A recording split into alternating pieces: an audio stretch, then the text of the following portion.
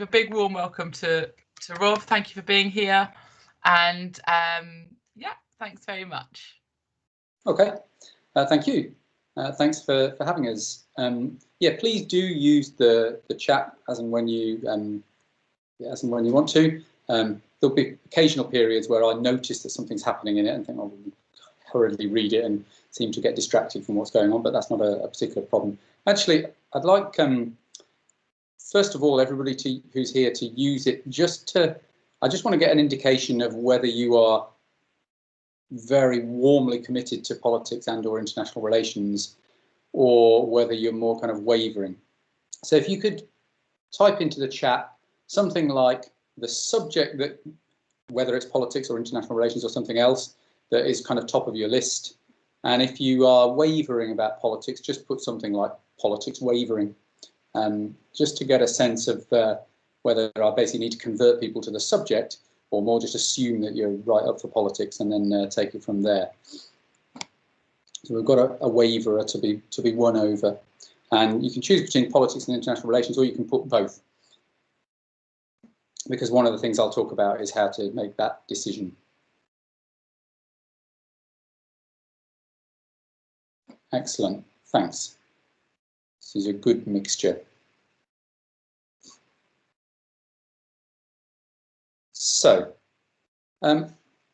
if you're still to do that, just feel free while I begin. My name is Rob Johns, as the slide heralds. I'm from the University of Essex. There won't be avalanches of Essex sales during this talk. There'll be one or two moments where it creeps in, but you can put up whatever filters you need to try and block that kind of thing out. But I'm much more here to talk about the experience of studying politics or international relations, or politics and international relations at university. I will, for the most part, now say IR, because international relations is surprisingly difficult to say. I wouldn't let it put you off choosing the subject, but it is kind of, it gets a bit wearing after a while. And so if I say IR, as some of you in the chat already well know, that's what I'm talking about. So, I'm going to basically talk through what you've got in this table, but rather than talking it through in the table, I'm going to talk through it more visually, because otherwise it's quite boring. So hold on, I've momentarily lost the you guys basically. So I might just stop that for a minute and get back into Teams and then start the slideshow again. Apologies. So,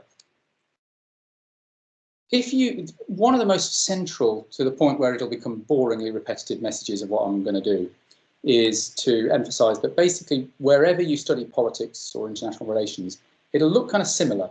It's not the case that the degrees are wildly different across different universities in the UK. There are some differences. I'll highlight some a bit later, and if there are universities that you're particularly interested in, by all means, let me know later. We'll have a session on that where I can give you my impressions stroke prejudices about various departments of politics and IR. But so much of what you see in front of you and what I talk about is going to be the same pretty much wherever you do it. So wherever you do a politics degree, it'll be hard to avoid at least some immersion in the Westminster model in British politics and the way things are done, or often not done, here. Wherever you do your politics, you're going to get some look at the key players within Europe. So far as I can tell, Brexit has not led to anybody cancelling their European Union politics modules. So there'll be that kind of thing available. But you'll also look at the key players within the continent, like Germany and France and so on, and take a look at why it is that politics seems to be different in the different contexts. Wherever you do a politics degree, there's going to be some American, because America's too important to ignore, basically. So expect plenty of that. Now, let's say 25, 30 years ago, that's more or less where this would have ended, because politics degrees were unbelievably narrow-minded and parochial and focused on the Western industrial democracies. It's only relatively recently, but to everybody's benefit, especially yours, that things have broadened out. And now any politics degree will at the very least give you the chance to study politics around the world. Pretty much everywhere is now covered. You don't tend to do great detailed courses on the politics of Uganda, for example, because they reason that people aren't that interested in the specifics. But what instead you do is spend a lot of time looking at, if you imagine a kind of continuum where on one extreme you've got North Korea, and on the other extreme you've got, it's hard to say which is the most democratic country in the world, but probably it'll be Sweden or Finland or one of them. Where countries are along that spectrum and how we can move countries in the more democratic direction. And more recently, there's been a spike of interest in what stops countries from slipping back towards North Koreanness. And any politics degree you do anywhere will have some of that in it. So that's kind of the where you'll study. Now I'm going to move on to the what you'll study. And this too will be pretty much the same wherever you're doing it. So whatever politics degree you do, there's going to be some elections, there's going to be some voting, there's going to be some public opinion. That's unavoidable. There's going to be some attention to leaders, executives, prime ministers, presidents, you name it. Incidentally, if you're already doing A-level politics, all of this stuff will be very familiar to you, or a lot of it will be. And that is, well, I'll come back to that later. Shouldn't be digressing. Any politics degree will take a look at legislatures, parliaments around the world, and various features of the way that they work. And again, 30 years ago, that's kind of where it ended. We looked at countries and we looked at their domestic politics. International relations, which is, as the name suggests, the politics of the relationship between countries rather than within countries, is actually kind of relatively new on the block. It's not that it didn't used to exist, but it wasn't all that popular with students, and it tended to be just kind of folded into a politics degree, and there wasn't much of it folded in. Whereas, and it's a kind of morbid story, but it's really since 9/11 that the interest in international relations really surged, and now, well, everywhere pretty much offers an international relations degree. Most places offer a politics and IR, and so it's actually difficult to do a politics degree even without having a little bit of international relations. And it's not just the relations between states as individual actors. Of course, it's the behaviour of international organisations where states come together, and this is all very prominent within international relations. So anything like international organisations, international negotiation, diplomacy, all of that kind of stuff, it's all in there.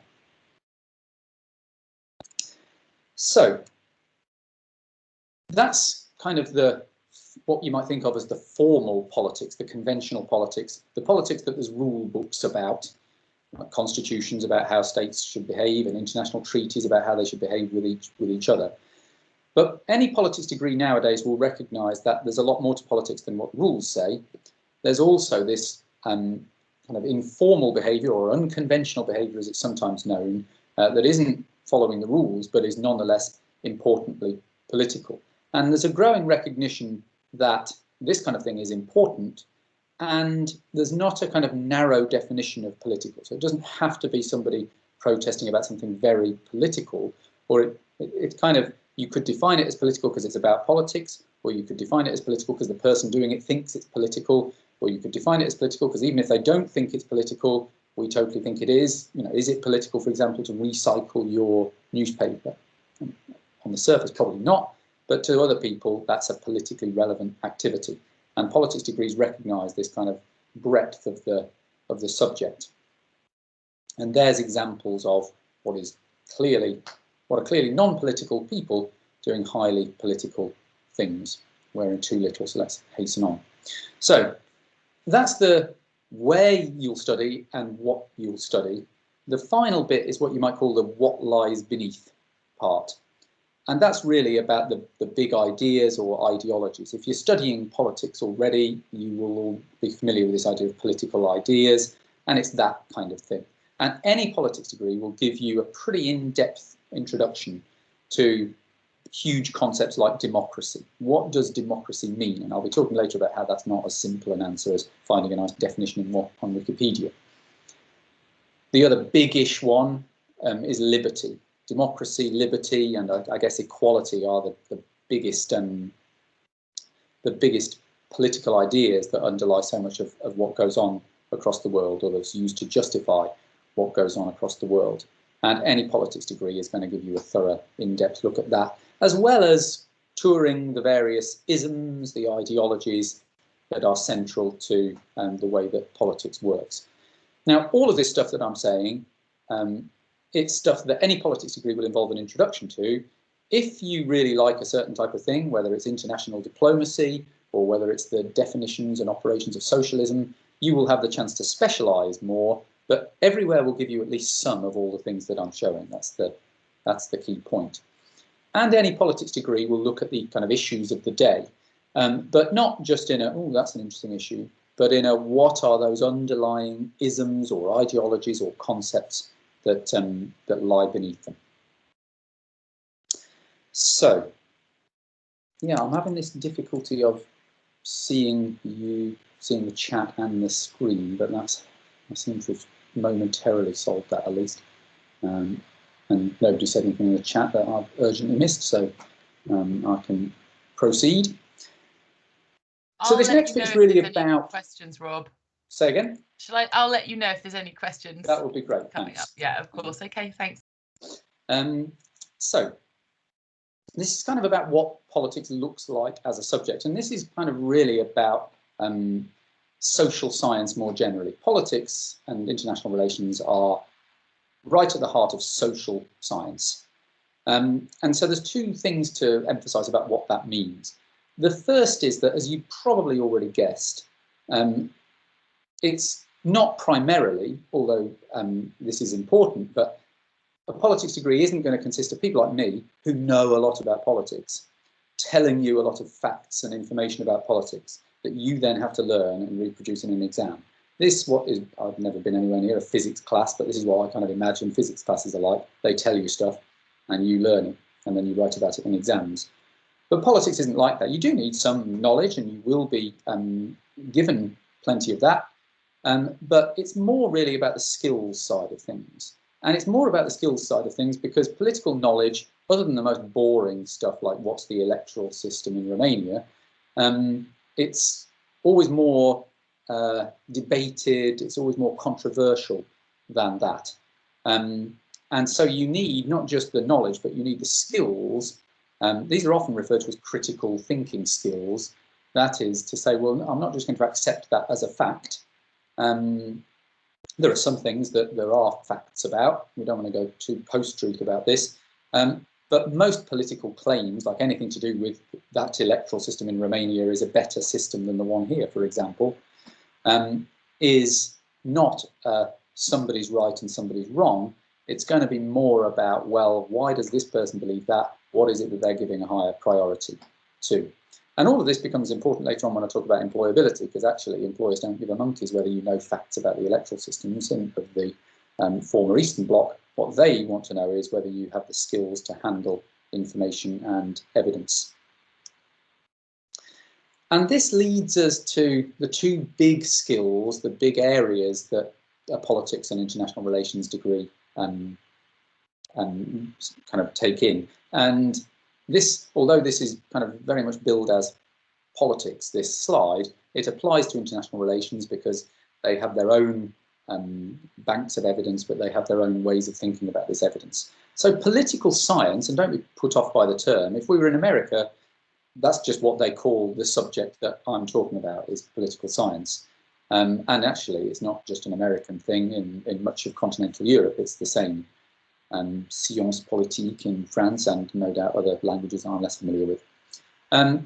And they don't necessarily do this in a particularly scientific way, as in you don't need to fear that it's going to get unpleasant like physics. But it does have something in common with science, which is that, if you remember, I mean, this is the level of science that I'm at, but I always remember them starting off with a question, and then you'd have a hypothesis, and then you'd collect some data and you'd see whether the hypothesis was right and draw your conclusions. And that's kind of what it's like. So to give you an example, to make all this less abstract, one feature of the pandemic that was often highlighted is that countries with female leaders seem to do a better job of coping with the pandemic. And how do you find that out? Well, you find some way of measuring success in dealing with a pandemic. It could be case numbers, it could be death tolls. And then you just have a look at whether the average of those is lower in places where there are female leaders than in places where there are male leaders. That's political science. But to take political science a step further in the way that you would learn to do, you would learn to say things like, well, hang on a minute. What if the countries that have female leaders are different in some important regard? One plausible one being that because female leaders tend to be a sign of a certain amount of development, because it tends to be the richer countries that have got more women in the labour force, basically more developed countries, for want of a nicer way of putting it. And maybe it's just easier for richer countries to deal with a pandemic, it makes sense. So you'd need to do some, not necessarily particularly complicated statistical analysis or anything like that, but you'd need to do something to say, well, and it's all about that thinking. It's that, well, let's not just take that, oh yeah, fewer deaths where there's women leaders, therefore women leaders must be the solution. You need to think, well, is that still the case if we compare, let's say, two countries with roughly equal levels of development? Turns out it wasn't, although these things need constant updating, and it may be that some such pattern will emerge in the future, but those who got excited about that initial finding then kind of had to backtrack when it proved that it wasn't really, it didn't seem to be to do so much with the women leaders as to do with the economic development. Incidentally, there are lots of other spheres in which the evidence is that women leaders are superior to male, so this shouldn't be seen as my kind of male chauvinist backlash against the female president, not at all. But on this particular COVID point, a bit of political science helped us to get to the truth. Now, let's take another case, and here I'll be interested in your views in the chat. I'm going to describe a country, just a hypothetical country, and I want you to type yes at the end of my description if you would say that on the basis of that description that country is a democracy, and I want you to type no if you would say at the end of my description that you would say that country is not a democracy. So this country has regular, free and fair elections. It has a broadly free press, and it's hard to think of much else to say other than it does torture some prisoners. This country does not have a great record for torture, and sometimes the people tortured are in prison for what seem to be political reasons. So totally free and fair elections, totally free press, sticks to the constitution in almost every respect, all of that kind of stuff, but it does torture a bit. So write into the chat yes if you would say that that country sounds to you like you would call it a democracy, and write no if you would say no, that country is not a democracy. Don't just say what you think other people, or you can say other people think. Okay, we've got 3 yeses at the moment, 4 yeses at the moment. And some abstentions. And some abstentions. So, year 12. Could you just ask it one more time? Yeah, no problem. Thanks. So, basically the question is this country a democracy? And it boils down to the fact that this country looks like a democracy in most key respects, but it does torture people. It has a record of torturing political prisoners. Can it be a democracy if it does that is really the question. And most people here seem to say yes. Everyone. Would anybody else like to put... Ah. Oh, now we're getting the no's. The no's are coming in. Great. So we've got 2 no's now and 4 yeses. Yeah, and I mean, it's an understandable dispute. And if you want to, incidentally, write in why you are adamant that it could or it couldn't be a democracy, do feel free. I think why would be interesting.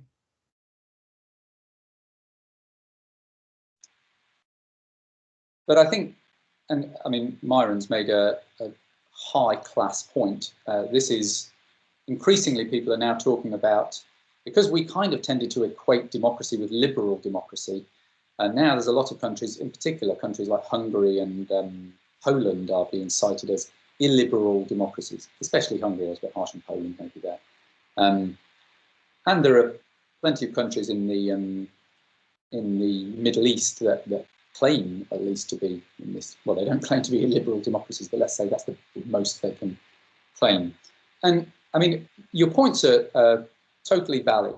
Like you can say, well, it's a democracy, but not a liberal democracy, or it's partly a democracy. And you're quite right, because that brings us to this issue that we have. When we're trying to define things, it's not like physics where it's all clear cut. There are issues about, well, what do you mean by democracy? Now, why does all this matter? Well, it matters partly because people who live in that country care very deeply whether it's a democracy. But it also matters because lots of other questions that we might care about are affected by the way we define these things. So take, for example, this is one of the longest running disputes in political science, is how important is economic development for democracy? Basically, do countries need to reach a certain level of economic development before they're likely to transition to democracy? It's been argued about for decades. And one of the reasons it's been argued about is because the answer does kind of depend on what you call a democracy. Because there's lots of countries that are not particularly economically developed that run pretty much free and fair elections, but they have all sorts of difficulties on that kind of the really tricky last bit of democracy, which is protecting human rights, not torturing outsiders, that kind of thing. So if you define democracy in the more broad or loose way, let's say, that Myron and Saira and Ram do, sorry if I've missed somebody off from the top, then you would say, well, actually, there's not that much relationship between economic development and democracy. But if you're Esther or Messiba, and I apologise for any mispronunciations, you would be like, well, actually, no, I think there probably is quite a strong relationship between economic development and democracy, because it's only really the richest countries that tick our boxes and respect human rights in a way that we see as central to democracy.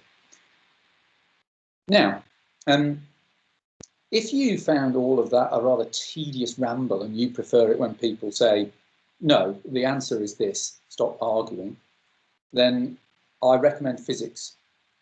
But if you thought, this is actually quite interesting and I can see how I could, on a number of other political claims, think, well, hang on a minute, does that depend on how they understand this term? Is this disagreement to do with the fact that we define these things differently, that we have different priorities?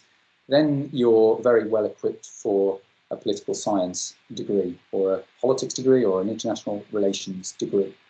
Those are that kind of handling the evidence, but also thinking more deeply about it is what it's all about. And we often use political science as code for the bit where you gather the evidence on, well, how democratic is the country, how economically developed is it, or what's the death toll among countries with women leaders and so on. But you also need that political theory bit, that philosophy bit, that, well, what are the big ideas underlying this? That's kind of where it's at. So, now on to some of the more practical stuff, but it follows directly on from that. I've never seen in the UK a politics or international relations degree that says you have to have done this subject at A-level. And that's partly because lots of people don't do, lots of schools don't offer politics A-level.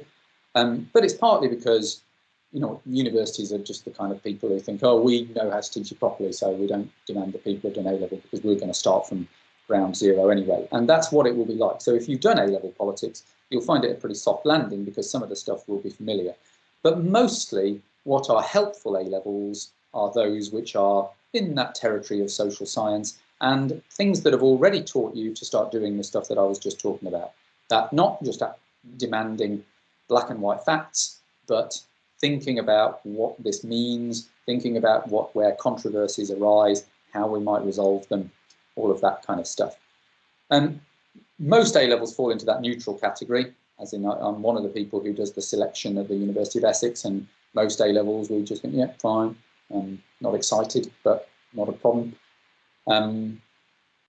I'm never sure about that last list, and it's not particularly based on Essex. And one of the weird things is that critical thinking is wildly important and relevant for politics, but for some reason doesn't have the same status as some other A-levels. You and your teachers will know far more about this than I do. But my main message is you don't have to have done any particular thing. It doesn't matter if you haven't done politics. Of course, it helps if you have, but there's lots of other A-levels that can be a help for doing a politics and IR degree. So now we're right into the meat of the it's the same pretty much everywhere territory of degrees. What will happen is, well, let me first issue a caveat that God alone knows what's going to happen with the pandemic. I think I'd prefer to leave to Q&A at the end what my best guess about what teaching will look like. If you're in year 12, you don't need to worry about this. Surely everything will be back to normal by October 2022. But if you're year 13 and you've got questions about this, I'll come back to it. But let's fondly imagine for a moment a post-pandemic world. What will happen is, basically, over the course of your typically 3-year degrees, the number of people in the room will slowly decline and the proportion of time that you spend talking will increase. So in the first year, because first year will be full of compulsory modules called things like Introduction to International Relations, there may be 100, 200, even 400 of you in a lecture hall and listening to somebody like me talking for 50 minutes. But you'll also have small group classes because politics isn't just about learning facts from people like me, it is about discussing stuff. And then as the years go on, you get more specialised. So there won't be as many people in your module on development in sub-Saharan Africa as there were in your module on Introduction to International Relations. So you might be just 15 people in that 3rd year specialist seminar. And as I say, you would do much more of the talking in that phase. What typically happens is, if you think of a module as a bit similar to an A-level, as in like it's a subject that you're doing, you'll typically have 4 of those per term or semester. And in the first year, it will be for each of them a 1-hour lecture and a 1-hour class. In the 3rd year, it might be a 2-hour seminar. But you basically you do 4 subjects and you have 2 hours of contact time for each. Now, you might reasonably say that's not a lot for £9,250, and you probably have a point.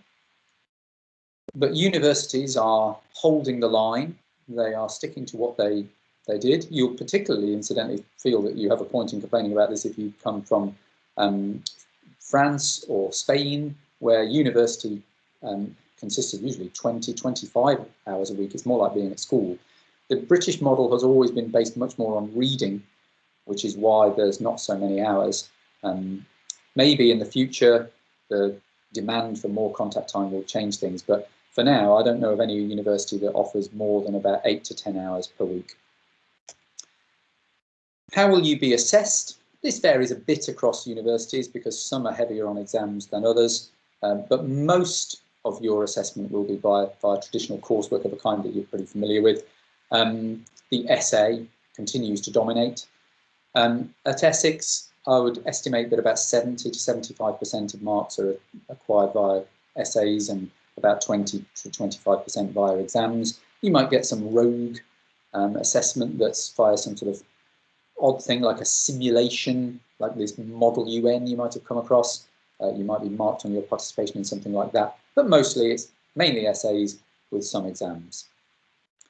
One thing that does vary a little bit across universities is whether the first year you're already accumulating marks towards your degree, or whether, at the other extreme, you don't really get many marks at all until your final year, that's when it all matters. I don't think I wouldn't have a view of one of those being the right model, but one of them might be the right model for you. If you know that you're somebody who's a bit of a kind of plodder, but you hate last-minute stress, then you want to accumulate your marks as you go along.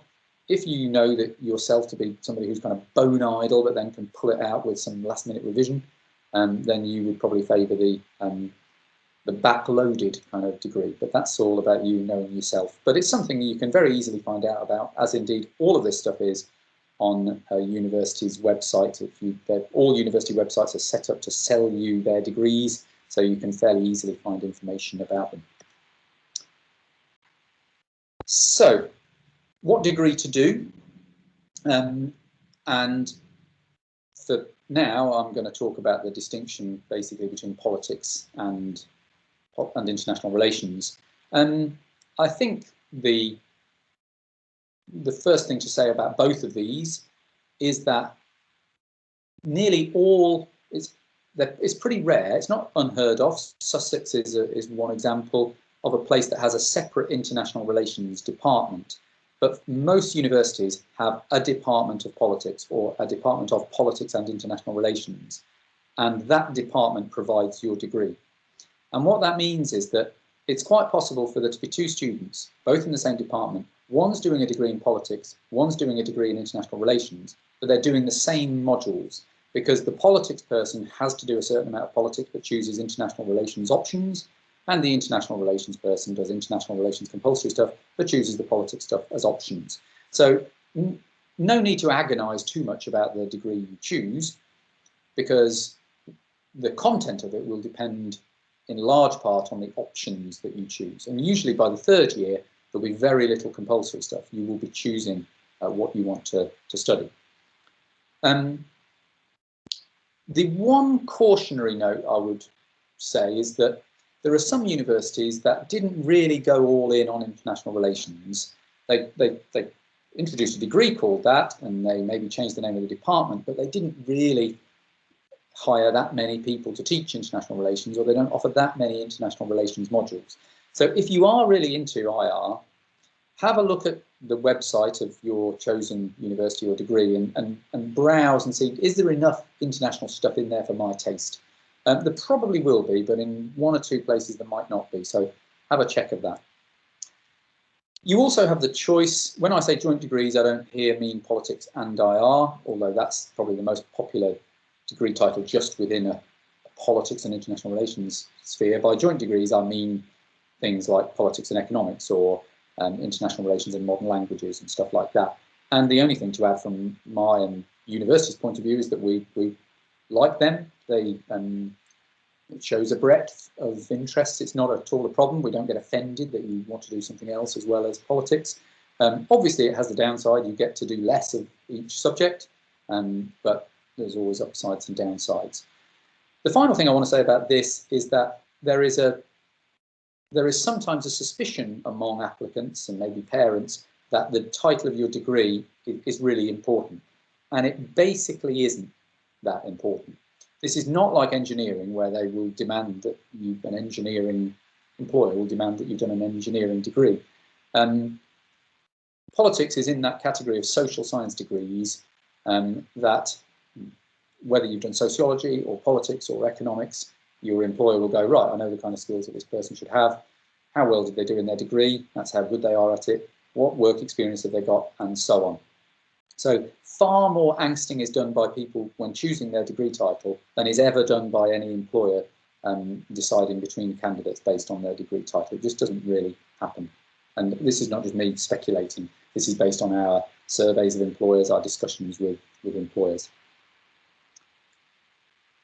So I've spent a long time now saying wherever you do it, it's basically all the same. So you might reasonably say, well, how then do I go about choosing? So I feel that it's incumbent on me to at least provide some guidance on that. And that's what I'm going to do in this phase of the talk. I'm going to list a number of things that you might factor into your decision about where to go. And then I'm going to tell you that none of this matters as much as you might think. So don't panic if you miss something. But I'll list some factors to consider. One is how good the department is at political science and international relations, or research. And this is something that the government looks into. It's called the Research Excellence Framework. I've put this at the top of the list because Essex is at the top of the league table for politics and international studies research, and has been ever since they began doing this in 1986. And I mention this not just because I'm from Essex, and so like to boast about it. Incidentally, if you're thinking, well, where's the ones since 2014? Well, they don't do these very often. There's going to be another one later this year, at which we're praying to retain our top status. But these are honestly the most recent results. And I highlight this not just, as I say, because Essex is at the top, but because it highlights something more general, which is that when it comes to subjects and universities, if you wanted to predict what will be the best places to study that subject, you would never be that far wrong if you assume, well, Oxford's probably pretty good, and I dare say that Durham and Edinburgh are okay. But there will always, in any subject, be these places that you might not necessarily have expected to see there. I would have Essex probably down in that category. I certainly didn't expect Essex to be top. When I was told it's the best, go there for my PhD back in the day. And Aberystwyth, I wouldn't have expected to be soaring up in any particular league table, but there it is. And it just, when you find out, you realise it's got a very long-standing reputation in international politics. So do a bit of research to find out which are the rogue elements. And the reason why this is useful is because, as you can probably imagine, it's a lot easier to get into Essex and Aberystwyth than it is to get into Oxford or UCL. Now, there are reasons for that, and there are reasons why it's still worth striving for Oxford and UCL, more of which later. But do a bit of research into your subject, which hopefully will be politics, and you'll see that there are these places that are maybe surprising outcrops of quality. As well as the research excellence framework, there's how good the government thinks a university is at teaching. That's the teaching excellence framework, or the TEF. There's only gold, silver or bronze. There's quite a lot of golds. There's a list of them. You will see that I've stretched it so that it included Essex. There are many others, as you can see by the fact this is only A to E. Silver is fine. Bronze is a bit of a worry. That suggests a university that doesn't really care that much about teaching. And those will often be the universities that you might think, oh, it's not so much that the bad universities are bronze and the posh universities are gold. If anything, it's the other way around. Because the posh universities can kind of take students for granted in a way that the not so posh can't. Then you can go to if you don't trust the government, but you trust your fellow students, you can look at the National Student Survey. Students, this is based on a survey where in the final year, students are asked, overall, how satisfied were you with your degree course? Very satisfied, fairly satisfied, not very satisfied, not at all satisfied. And the top two of those categories, very and fairly, are usually combined to give the overall satisfaction rating. And most students seem to be satisfied most of the time because these scores are pretty high. I would certainly be worried if it dipped below 80%. Based on the scores that I've seen. And you'll see this is a right old mixture. There's some posh, St Andrews, and some not particularly posh, Leeds, Beckett, Huddersfield, no offence to anybody involved in those. And this is really telling you something about how much they give students a good time in their degrees. There's a survey of graduate outcomes, which will give you for universities how what proportion of their politics and international relations graduates were in a graduate job or further study within 15 months. That's its yardstick. And there's yet another league table for you. All of this information is findable. I'm just giving you the headlines. Incidentally, because I always include Essex and some of what we think of as our rivals, but you can ignore that information and just look at the top of the table. The employability ones are always a bit more predictable because the kind of people who go to the London School of Economics and the University of Oxford are employable before they're born, never mind after their degrees. And so these tend to be a bit more, a bit less useful as a guide. I mean, it's more or less a league table of A-level entry requirements. And that brings me on to the final league table that I'll bombard you with. All the posh newspapers do this. I've got The Guardian here, and its subject league tables, despite the fact that you'd think The Guardian would be avoiding this kind of thing, because they are very heavily weighted by the entry tariff, that's how many A-level points you need to get in, and the employability outcomes, they do tend to be just which are the poshest universities in Britain, and it doesn't vary much by subject. But you do get those rogue entrants, like Aberystwyth, for example. There it is in the top 10 again. Again, showing that these things aren't just a measure of poshness, but are also a measure of something that these people are doing politics-wise. And then there's lots of other ways that you can choose. And like I said, I'm happy to, if you later on, you can just name a university and that you're interested in. I can talk about things like what its broad approach seems to be. There are distinctions between these politics departments and international relations departments in terms of their size. Manchester, for example, will have about 600 people beginning a politics degree each year. Some other universities, I think with Surrey, for example, not a million miles away, is much smaller, probably about 75 to 100 students each year. And that makes a difference. There are advantages on both sides, and it's really about what you prefer. But my main message really is that because the politics degrees are pretty similar across universities, I actually think much the bigger choice that you have is choosing a university. If you've got a university that you really like and it does politics, you can be safe in the knowledge that it will be pretty good at doing politics and it will do the stuff that I've been talking about. Now, there are people much better equipped than I am to talk about the basis on which you should choose a university, so I'm not going to spend a lot of time on this. Size, I'll mention as something that I think is important for the mood and the atmosphere of the place. I'll put in a plea for the weather, which I think tends to be underrated by students, but there's nothing better than a summer at university when you can lounge around outside in a way that you can do, for example, at the University of Essex in the semi-arid southeast corner of the country. But you might get excited by the nightlife in Manchester or Glasgow, but don't think that you'll be lounging around in the sun all that often. And then the thing I want to emphasize most of all is the power of instinct in a choice of university. Psychologists have known this for a long time. If you have two people, one of them compiles a spreadsheet with all their target universities and gives them all a score out of 10 on all of the 17 criteria that they think, quality of degree, this, that, and comes up to some kind of, right, on the basis of all my calculations, this is the best one.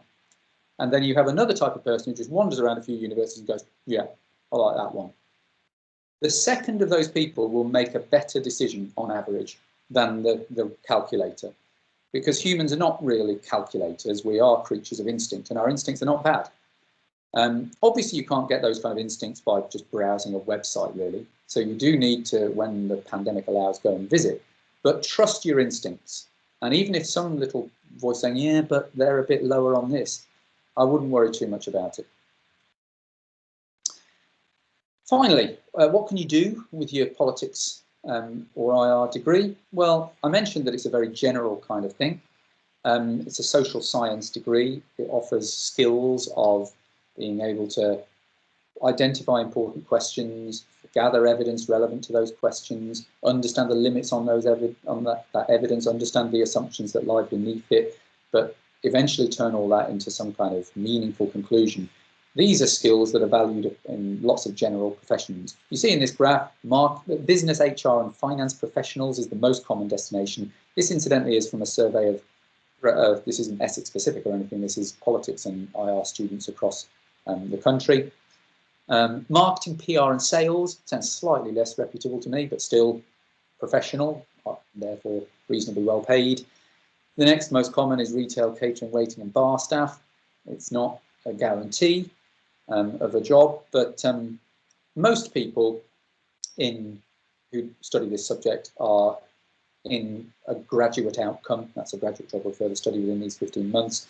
That compares pretty favourably to lots of degrees. As you can kind of imagine, it's more than art history can boast, but it's less than engineering. So this is not, politics is a bit like a compromise between you doing something that you're interested in, but it's not career graveyard, as opposed to boring old engineering or fascinating but useless art history. I'm slightly overstating the point there.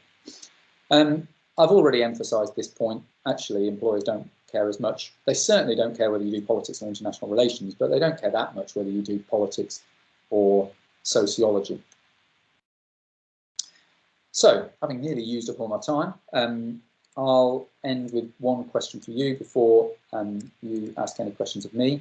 And that question is, should you do this subject? And obviously my answer for that for you is yes, but I will issue a couple of provisos, one of which is obvious. You should be interested in politics, but not the kind of person whose interest in politics consists essentially of having some very, very strong views that you like shouting at people in or outside a pub. You ideally want to be the kind of person who's willing and able to think, well, that's interesting. Not my response to this person disagreeing with me is not to scream abuse at them on social media, but think, well, hang on a minute, why is it that, is what they've said actually potentially true, even though I don't like it? And if it's not true, why do I think it's not true? Where are they coming from? Is it that they're defining this differently? Is it because they think that ultimately liberty matters more than equality, or vice versa? All of that kind of stuff is ripe for a politics or international relations degree. So that's the end of my bit. So now I guess I'm open to questions, whether unmuted or in the chat or however you want to put them. And like I say, if you want my, off the top of my head, comments on any institution, I'm more than happy to scatter those around. Thanks, Rob. Thank you. So year 12, let's have some questions in the chat, please, if there are any. We are a little bit close to the end, but does anybody have any questions, please? Thanks, year 12.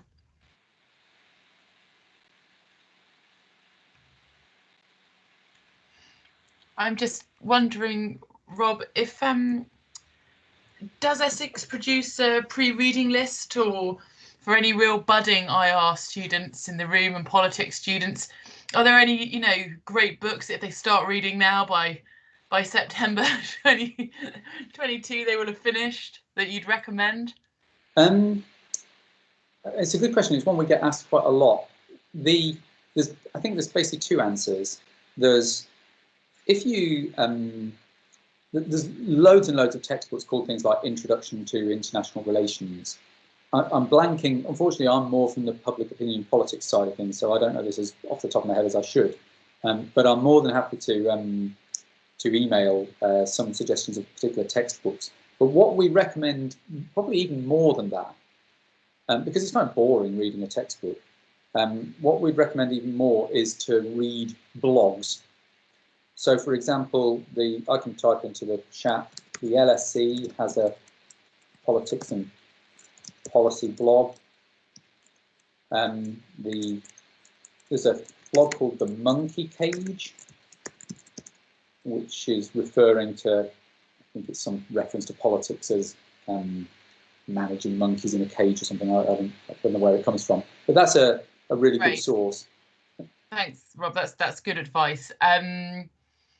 Ram's asking, would having a politics degree be necessary to actually be part of the government, like a member of the parliament? Well, I mean, it's certainly not necessary, because if you look across Parliament, actually they've done a range of degrees, but it's a help. But I think that actually Parliament is, like a lot of employers, pretty open-minded about this kind of thing. It's stuffed with people who've done law. There's quite a lot of people who've done health and social policy. There's quite a lot of people there's probably not that many people who've done sociology, for better or worse, but there's lots of people who've done economics. So I think to get into a political career, having done some sort of political work experience or internship or something like that is hugely valuable, and more so than your degree choice ultimately. But because obviously a politics degree is, no political employer is going to be like, what are you doing politics for? They're going to be pleased. And so if you're into that kind of thing, I would totally do politics, because you're going to have an interesting 3 or 4 years, as well as being well set up for the degree you're after. Thank you. Okay, well, we're actually at time now, so sorry for going on so long. No, it's fantastic. Apart from, if you're not a historian. Yeah, not a word to them. we're really grateful, and thanks for such an honest and interesting talk. Getting some thanks, Masori, thank you. Great. So really thanks for spending your time with us. No problem. Today, really appreciate it. We hope to speak to you soon. Okay, all the best to all of you. Take care. Thanks a lot, Ashley. Thanks, Rob. Bye. Thank you. Bye. Thanks, students. Bye, students. Lots of thanks in the chat there. Okay. Bye.